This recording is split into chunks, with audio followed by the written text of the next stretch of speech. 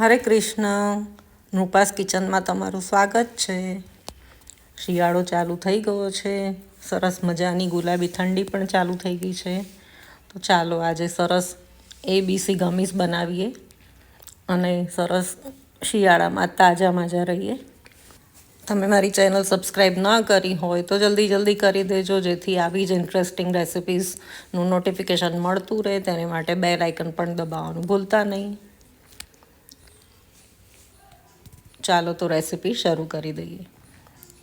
ગમીઝ બનાવવા માટે મેં એક એપલ લીધું છે, એક બીટરૂટ લીધું છે, 2 નાના ગાજર લીધા છે અને એક ઓરેન્જ લીધું છે અને થોડા દાડમના દાણા લીધા છે. આ બધાના આપણે રફલી કટકા કરી લઈશું, કારણ કે તેને ગ્રાઇન્ડ કરવાના જ છે. તો નાના મોટા કોઈ પણ કટકા કરી લઈએ. એપલના સીડ્સ કાઢી લઈશું. બીટને છોલીને તેના સરસ આવા કકડા કરી લઈશું અને ઓરેન્જને પણ છોલી અને એના 2 કકડા કરી લઈશું. આવી રીતે 2 ભાગમાં કાપી લઈશું અને થોડા દાડમના દાણા પણ લઈ લઈશું. મેં લગભગ એક નાનું દાડમ લીધું છે. આ બધાને આપણે મિક્સી જારમાં ટ્રાન્સફર કરી અને તેનો પલ્પ કરી લઈશું. જરૂર પડે તો થોડું પાણી ઉમેરી અને સરસ ઝીણું ગ્રાઇન્ડ કરી લઈશું.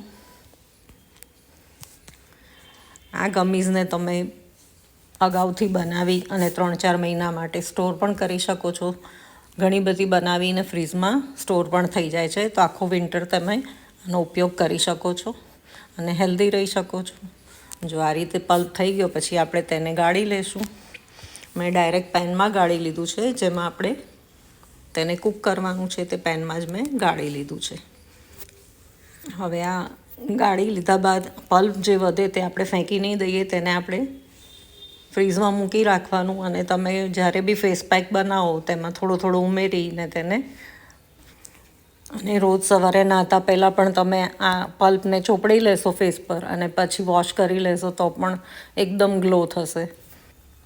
આ ગાળેલું જ્યુસ આપણે ગેસ પર સ્લોથી મીડિયમ ફ્લેમ પર કૂક થવા મૂકી દીધું છે મેં.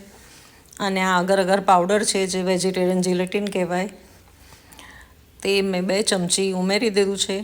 1 થી 1.5 ચમચી પણ ચાલશે. મેં 2 ચમચી ઉમેર્યું છે અને આ બધું એક રસ થાય એને ઓગળે ત્યાં સુધી આપણે કૂક કરી લઈશું. આ જ્યુસનો જરાક ઉભરો આવે અને સહેજ ઉકળે ત્યાં સુધી કૂક કરી લેવાનું છે. દેખાવે પણ કેટલું સરસ, કલર કેટલો સરસ આવી ગયો છે અને આની ગમીઝ તો ટ્રસ્ટ મી એટલી સરસ બને છે અને સ્વાદમાં પણ ખૂબ સરસ લાગે છે. જો આપણું મિક્સર ઉકળીને તૈયાર થઈ ગયું છે.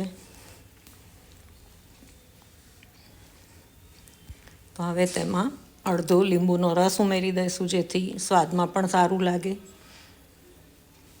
અને બધા વિટામિન્સના ભરપૂર ફાયદા મળે. આમાં vitamin A, B, C, D, E જે પણ વિટામિન્સ ગણો એ બધા જ મળી રહેશે. કોઈ સપ્લિમેન્ટ બહારની માર્કેટની લેવાની જરૂર નહીં રહે. રોજ સવારે આ 2 ગમીઝ ખાઈ લેશો એટલે આખા દિવસ દરમિયાન તમને એનર્જી અને વિટામિન્સ ભરપૂર મળી રહેશે. તો જરૂરથી બનાવજો. એકવાર બનાવવા લાયક છે. હવે આને આપણે ટેસ્ટ કરી લઈશું. સ્વાદ તો ખૂબ સરસ જ હશે, પણ જો તમને ગળપણ ઓછું લાગતું હોય તો મેં 1 ચમચી મધ ઉમેર્યું છે અને ચપટી સંચર ઉમેરી અને આ મિક્સર સાધારણ ઠંડુ થાય એટલે આવી રીતે મેં એક સેરામિક ટ્રેમાં ટ્રાન્સફર કરી લીધું છે. તમારી પાસે મોલ્ડ હોય તો તેમાં કરી લેજો અને થોડીવાર બહાર રાખી અને 10 મિનિટ ફ્રીજમાં મૂકી દેજો, જેથી એકદમ સરસ જો આ રીતે સેટ થઈ જશે અને ઇઝીલી મોલ્ડમાંથી ડિમોલ્ડ થઈ જશે. જો એકદમ સરસ બની ગયું છે અને સેટ સરસ થઈ ગઈ છે. હવે તેને આ રીતે સરખા પીસીસમાં કાપી લઈશું.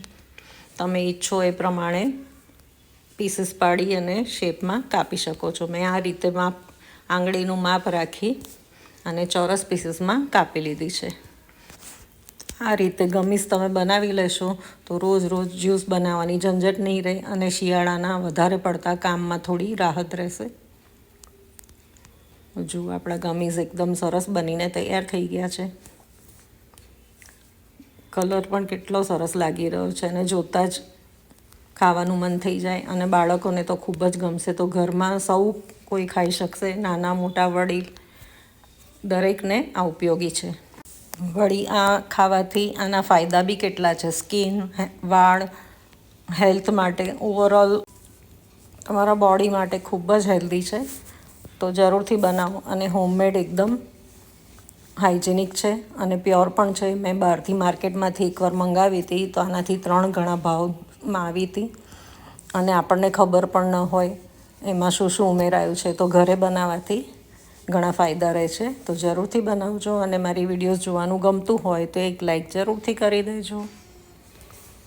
ચાલો ત્યારે ફરી મળીશું આવી જ રેસિપીસ સાથે. ત્યાં સુધી આવી જ હેલ્ધી વાનગીઓ ખાઈ અને તાજા માજા રહો અને મારી વિડીયોઝ જોતા રહો.